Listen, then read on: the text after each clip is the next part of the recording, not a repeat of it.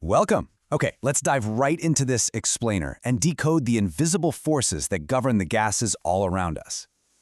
You know, if you've ever wondered how scientists actually make sense of the chaotic, microscopic world of swirling particles, well, you are definitely in the right place. We're going to unpack the science that takes the highly complex and makes it, honestly, beautifully simple. So think about this for a second. What do car engines, astrophysics, and biochemistry all have in common? I mean, they seem totally wildly different, right? One deals with heavy metal pistons, another with exploding stars, and the last with the very building blocks of life. But actually, they all rely heavily on one specific branch of science: thermodynamics. It's literally the universal language of energy and matter. Now, what exactly is thermodynamics?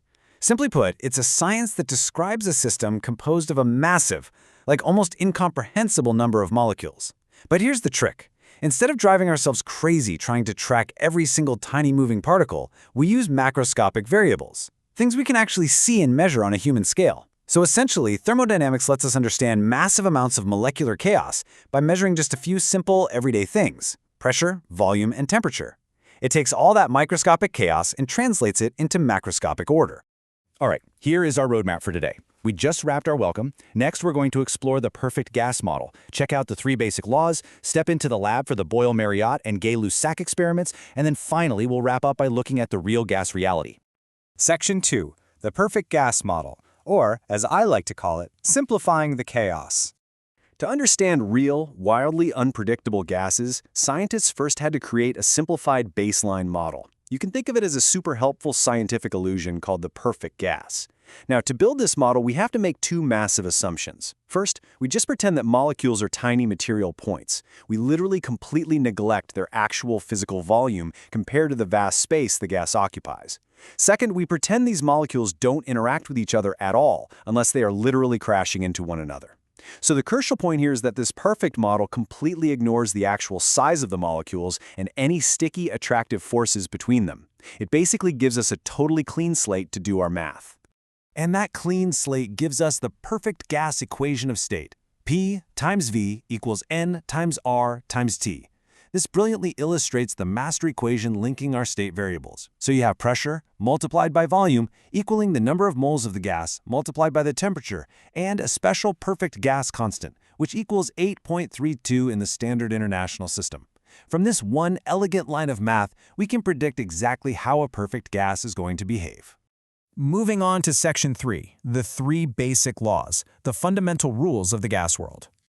Now that we have our master equation, we can easily derive 3 fundamental laws. The trick?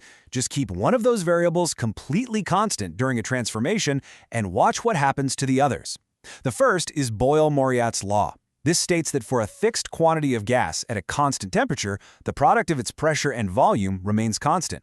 In plain English, if you lock the temperature down and shrink the volume of a gas, its pressure is going to spike proportionally. Just imagine squeezing a balloon without popping it or heating it up. As the space gets smaller, the air inside pushes back much harder. Now, let's contrast our next 2 laws. Gay-Lussac's law locks the volume in place. Under this rule, the pressure of a gas is directly proportional to its temperature. If you heat a closed, rigid metal canister, the pressure builds up inside. Pretty intuitive, right? Conversely, Charles's law locks the pressure. It demonstrates that volume is directly proportional to temperature, meaning if pressure is constant, heating a gas makes it expand. All right, Section 4, lab experiment for Boyle-Mariotte. Let's physically test pressure and volume. You know, it's one thing to look at equations on a screen, but it's so much better to actually prove them. So let's step into the virtual lab to test Boyle-Mariotte's law. And get this, we can do this using everyday air. Why? Because at low pressures, like the standard atmospheric pressure all around us, ordinary air actually behaves remarkably like our theoretical perfect gas. What we have here is a mechanical apparatus designed specifically to test this law. It holds a sealed, transparent glass syringe firmly in place, and that syringe is attached directly to a very precise analog pressure gauge. This schematic breaks down the components super clearly. We've got a piston that pushes into a graduated syringe. That syringe is then connected via a sealed pipe directly to our pressure sensor. As you can see, by pushing the piston inwards, we are trapping a specific volume of air and physically forcing it into a smaller space to see exactly what happens. The operating procedure here is incredibly straightforward. First, we use a thermometer to measure the outside environment's temperature, and that becomes our constant gas temperature. Next, we trap a set volume of air inside the syringe. Then, using that piston, we vary the volume. As we squeeze the gas into tighter and tighter spaces, we carefully record exactly how the pressure reacts to the shrinking volume. To make sense of all this data, we group our results into a table just like this one. We log the volume in cubic meters and the pressure in pascals. By doing this, we can easily calculate the P times V product across the different stages. If Boyle-Mariott's law holds true, which, spoiler alert, it does, that product should remain constant all the way down the table. Plus, we can calculate 1 divided by the volume, which lets us plot a clear mathematical curve of pressure as a function of volume to visually confirm the science. Section 5. Lab experiment for Gay-Lussac, focusing on heat and volume. Next up is our second manipulation. Here, we're going to introduce heat into the equation to observe volume and temperature variations, following the experimental procedure for the Gay-Lussac law.